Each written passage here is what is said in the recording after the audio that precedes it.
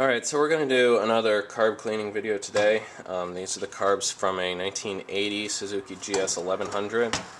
They're pretty similar to pretty much any 4-cylinder GS bike, and really, I mean, pretty similar to the KZs and the CBs and whatnot. I'm going to try and do this one sort of like in real time so you guys can get an idea of how long this process usually takes, although I'm going to be doing a lot of talking. Because, you know, it wouldn't be a Mr. Mac story video without a bunch of talking. So, yeah, let's get right into it. First thing I do, actually, you know, in all disclosure, I have prepared these carbs for cleaning a little bit, in that I've busted free all the screws, all 4 of these screws on the top of the slides here, and the 4 bowl screws. And this is just to make the video a little bit easier to do. The way that you bust these screws loose, if yours are stripped or if yours are just, you know, solidified on there, you grab them with a vice grip and just twist. Just like break that seal, and as soon as you hear them go thunk, then they'll come out real easy with a screwdriver. Alternatively, impact driver, bitchin' little tool. These things are great to have. They work really well too. Alright, so when I pull out a set of carbs or whatever, you know, and I'm fixing to clean them, typically what I'll do is I'll just sort of go over all the functions of the carbs and make sure everything, at least on the outset, is working right.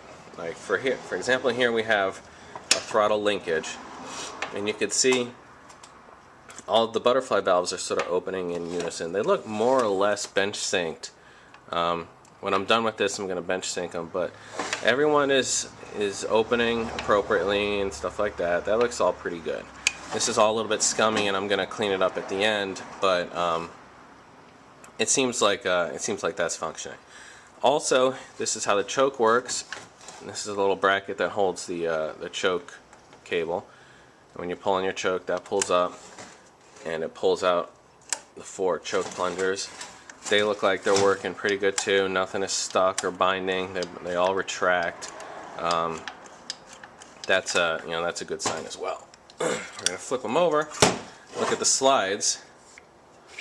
I'll just go in by hand and you know, see them all go up and down.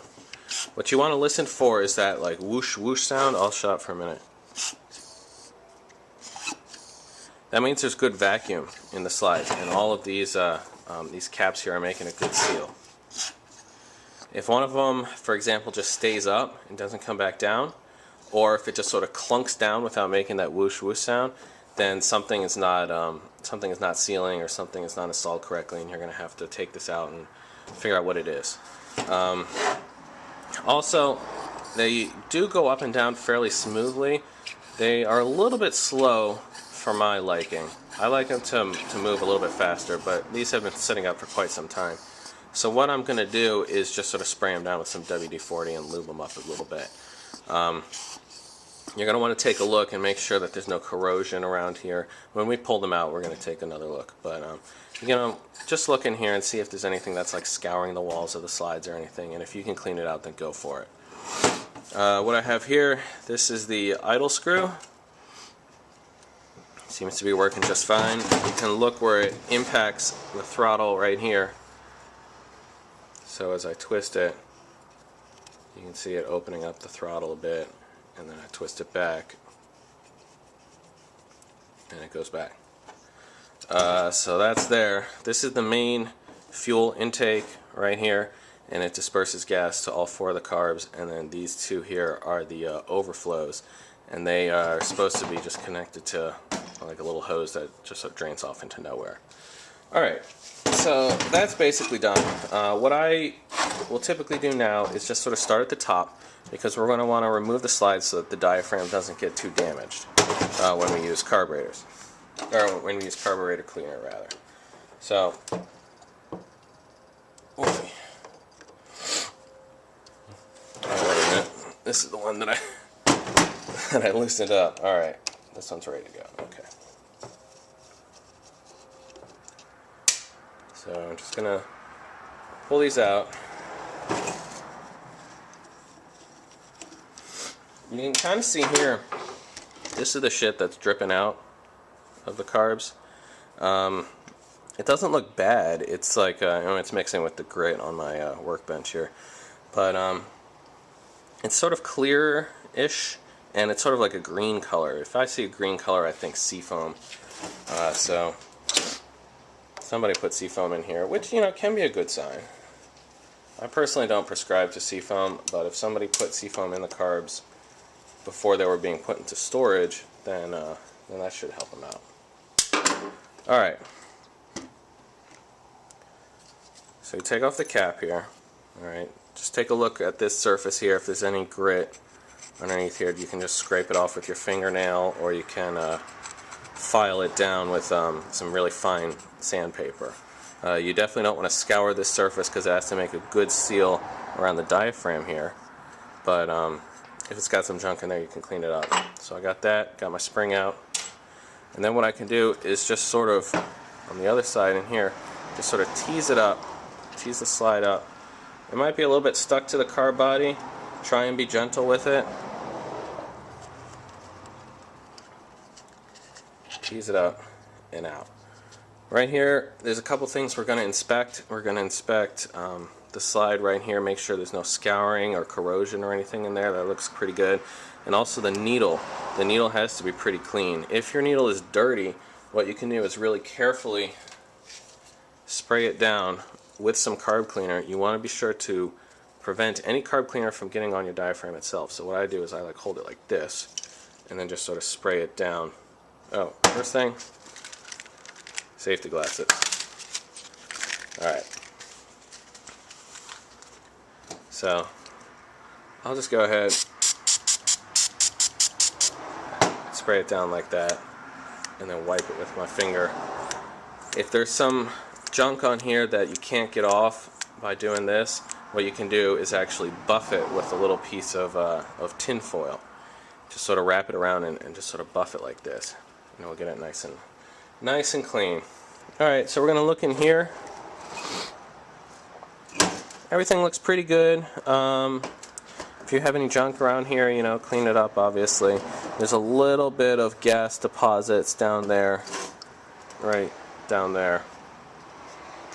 And that's not really a big deal. We can get rid of that later. Or you can just go ahead, now that the diaphragm's out, you can squirt some carb spray. I use carb spray liberally when I am working on carburetors. That's what it's for.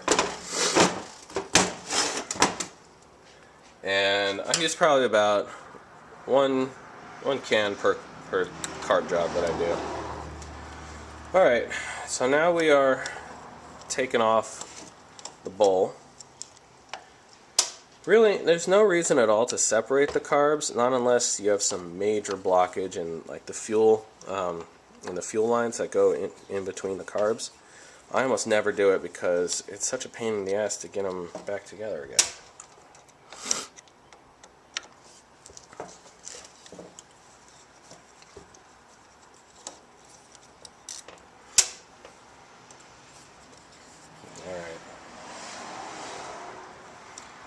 So, we have all four of these off. Sometimes the bowl will get a little bit stuck. You can just sort of knock it loose like this. There we go. Take a look in here. Not too shabby. You see there's a bunch of varnish deposits down in here. Looking pretty good though. I'm pretty impressed. We are seeing this green sludge in here is going to have to all get cleaned up. You see all that junk that came off of my fingernail? All that was in my carbs. So that's going to have to get cleaned up. What I do now is I will fill up, not really fill it up, but just put a little bit in there and then set it aside to soak. This gasket that's right here, if it's made of sort of like this paper material, then it's a little bit hardier, I found, than the rubber ones. But the rubber ones are still pretty good, in themselves. But you don't want to get too much carb spray on the rubber ones because then they can warp and they're not going to sit in their seats. So, you know, watch out for that. However, these gaskets are really, really hardy. I strongly recommend against putting gasket sealer around here. You never want to use anything in here except for the gasket itself. If it's like a 40-year-old gasket, chances are it will still make a pretty good seal. And I mean, if it doesn't leak, it doesn't leak, you know? I mean, what do you want to complain about? If you want to buy a whole, you know, carb kit or whatever and replace all the jets and all the floats and all the needles and everything, whatever, more power to you. I almost never buy carb parts because they don't really wear out, you know? All they basically need is a good cleaning, and that's all I do for them. So you can see how murky that that carb spray is already, and that's just sort of gonna sit over here and soak. Now, next step, I have my little jar. I'm gonna fill it up.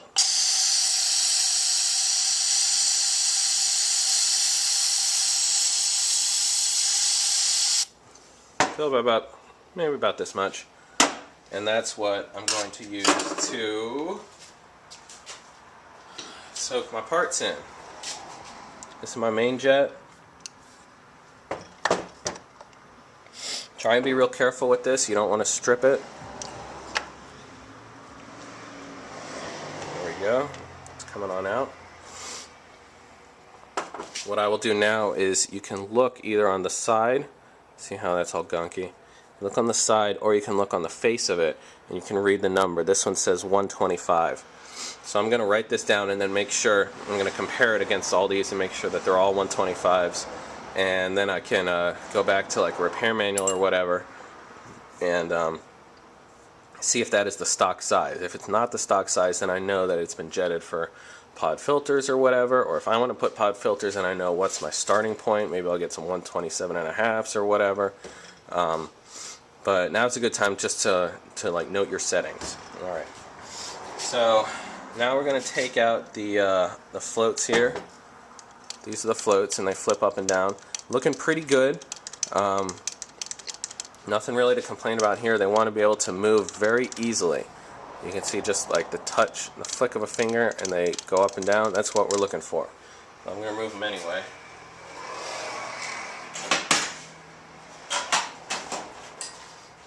Do that. Sometimes I'll use like just a little poker. I've got an ice pick here. Just sort of poke out the pin. Sometimes it takes some persuasion. You want to be careful not to manhandle it though, because these two arms here are quite brittle, and if you break them off, there's really no fixing them. No reliable way to fix it. You gotta replace the whole carb body, if not the whole set of carbs. So I'll just take this, you know, a couple little taps on my hammer. Again, real gentle, real smooth.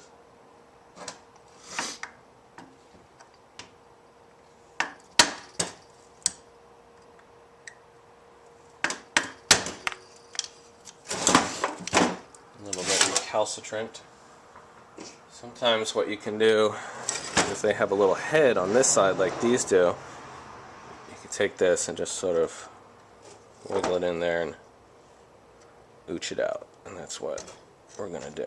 And that's exactly how I got it out. You just be careful so as not to bend him.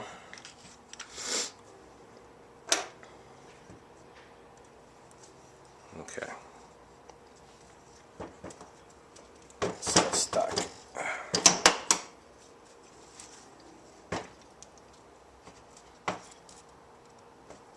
There we go. Whatever. I'll just leave it like that.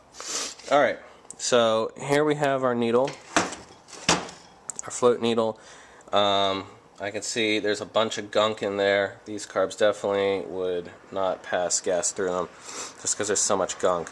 It's held in together with this, or it's held in the carb body with this little clip here. So what I'm going to do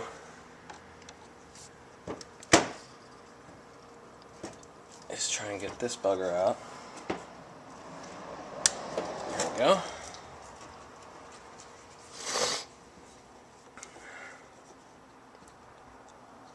This screw will go in the jar. This little holder here will go in. And now in some bikes you can remove the entire float chamber like this. Some of them you can't. This one we're fortunate that we can. You can see it's got this little screen here, and it's held in with this little clip, which I can wiggle the clip off. The clip will go in, and I'll pull out the needle. Some needles will actually have a little rubber tip. This one has, it's made out of all the same metal. Just depends on the model and you know what your bike's built for. I used to say if it's got a rubber tip, don't throw it in the jar with the rest of the parts, but I found actually I started doing that and it didn't really damage the rubber tip. So if you guys want to, go for it. The important thing here is everything's clean on here. There's no corrosion, there's no varnish or anything, and the spring is springy. You can see here that my spring is not very springy. I mean, it goes up and down, but quite slowly. So what I'm going to do is put it in the jar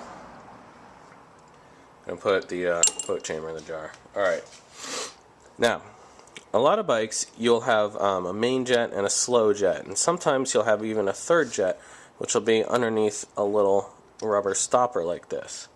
You want to keep the rubber stopper in. For some reason this bike is just set up this way, but we can take the rubber stopper out for now and shoot some carb spray and some compressed air down in here and really work everything out. So that's what I'm going to do now. Clean everything up. Going to go down into the fuel inlet in here.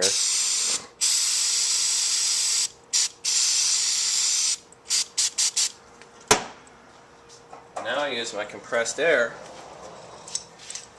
and what I'll do is I'll actually just basically dry everything up.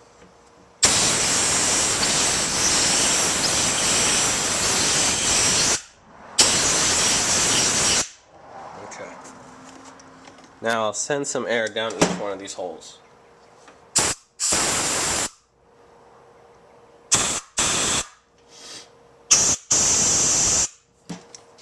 Sounds like everything is pretty clear, and that carb spray definitely cleaned up the little pieces of varnish and stuff that was right around here. So it's looking pretty good now. Yeah, I'd say that's pretty healthy. So now we're going to start reassembling it. Okay, got my jet, and what you want to do is be able to look through the jet and see the tiny little pinhole of light. Even if, see, this is a fairly large jet for an inline 4. This is a 125, right? But even if it's like a size 40 jet, you should still be able to see just an itty bitty little pinhole. I mean, much smaller than a grain of sand, but you still need to see that pinhole. If you can see it, then you know it's clear. If you can't see it, soak it some more, soak it for 10 or 15 minutes or whatever, and then you can try and poke at it with these. These are welder's tip cleaners that I have. You can poke at it. What you really don't want to do, some guys don't poke at them, and some guys don't poke at them with metal because they're afraid of like enlarging this hole and making it a larger jet inadvertently. I just sort of find that if I'm careful with it, I don't mess with it, and the hole doesn't get any bigger than it originally was. It is fairly soft metal. I don't know if it's brass or whatever, but it's fairly soft metal, which is why you don't want to strip it. You don't want to damage it. But yeah, you can see that hole. All right. So that's going to go right in here.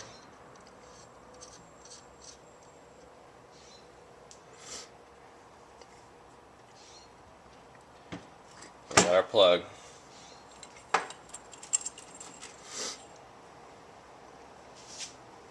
We got our chamber.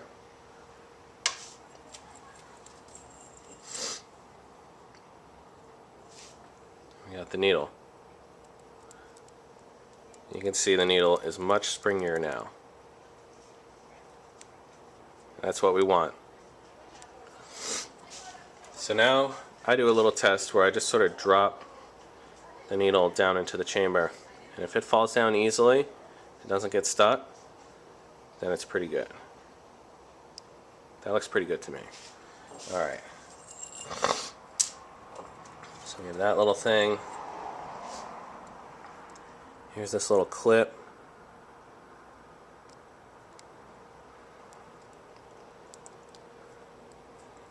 That goes on there. That gets pushed down in there.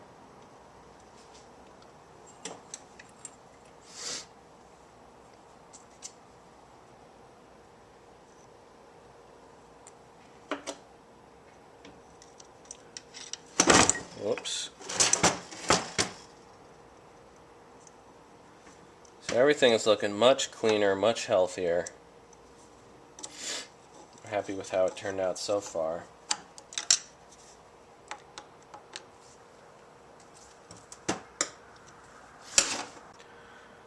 Sorry about that, I had to answer the phone. Alright, so where were we? Okay. I have my pin installed and my float. You can see the float still has really free action, just like it used to. That's something you want to make sure of. At this point, we're going to check the float heights. I already have a video up for that, so I'm not going to get into it in this video, but normally you would check the float heights. So I'm going to reinstall the bowl. You can see the bowl is a lot cleaner. If there's any residual gunk or anything, you can just sort of scrape it out or use a screwdriver or whatever. So the bowl gets pushed back down onto there. Oops.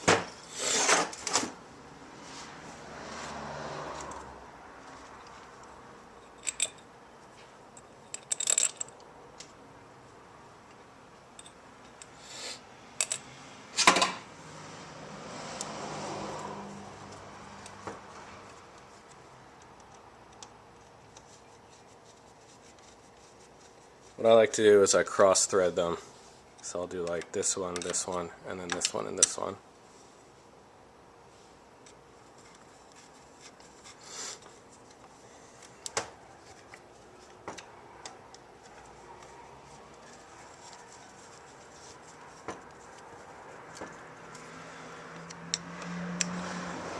Make sure they're good and tight.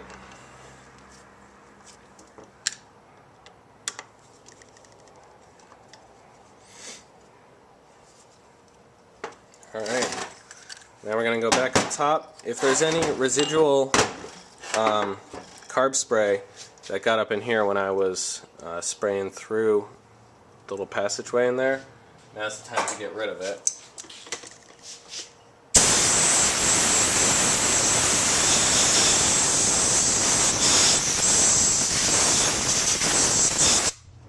It's pretty good.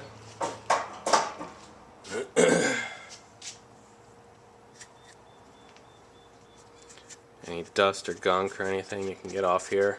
Usually there's an orientation for how you want to reinstall this. You'll find that there's like a little nub here and a similar nub right there, and so that's the way that it goes.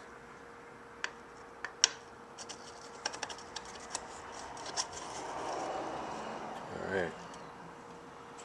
I got my spring.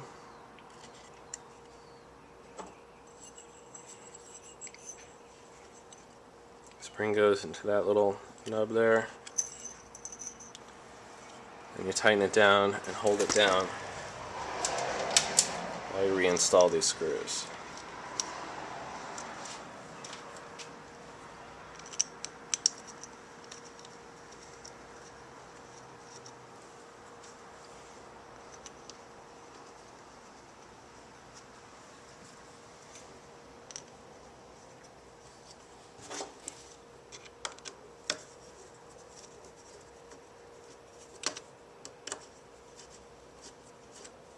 Once you get one down, you can let it go.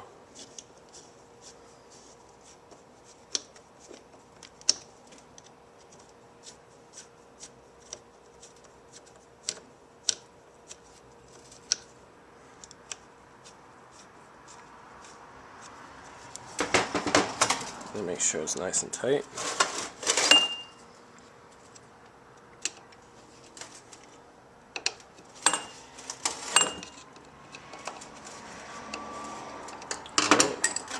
We're going to do another test. You hear the whoosh whoosh? That means I did it properly. Something that I can do to just sort of lube it up is to squirt some WD-40 in there and then push it up and down. WD-40 isn't going to damage the diaphragm, so you can push it up and down. And if it gets a little bit gets on the diaphragm, so that's not a big deal. Alright, so then you do that, and you just do that for all 4 of your carbs. So now let's say you did that, all 4 of your carbs are done. You're basically home free. What I like to do is just sort of, you can see how years on the road has left all this nasty deposits here. Some guys are really anal about it and they want their thing to be spotless. Some guys say, you know, hey, so long as it works, I don't mind. I'm somewhere in the middle, so I'll just sort of like clean it up here.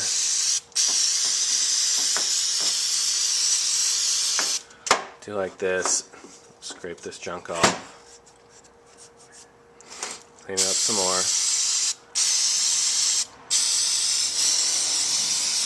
I don't go nuts for it, but yeah, I try and make them a little bit more presentable. And then once you've done all that, go ahead and re-lubricate all of your linkage. You can just sort of take your compressed air, dry it all out again, and then see all this linkage here. You can spray with WD-40 or PB Blaster and re-lubricate it again. Some guys will use a thicker oil. They'll actually use like 80-90 oil and just sort of drizzle it all over the place. Whatever you want to do, whatever you think is best. I'll rely on your best judgment. Alright, so at this point, once we're all done, we'll bench sink these carbs. Again, I have a video up for that, and so you know, I'll link it to here. We'll bench sink the carbs so that all the butterfly valves open and close together. They look pretty good so far, but you can always be more exact. So yeah, we'll bench sink them, and then I'll put them on the bike and do a dynamic sync, and then they should be good to go. So that's how you clean your carbs by hand. It really doesn't take very long. I mean, it takes about 30 minutes with me yammering on and on. So probably about 20 minutes per carb, and you should be right as rain. So you guys let me know if you have any questions.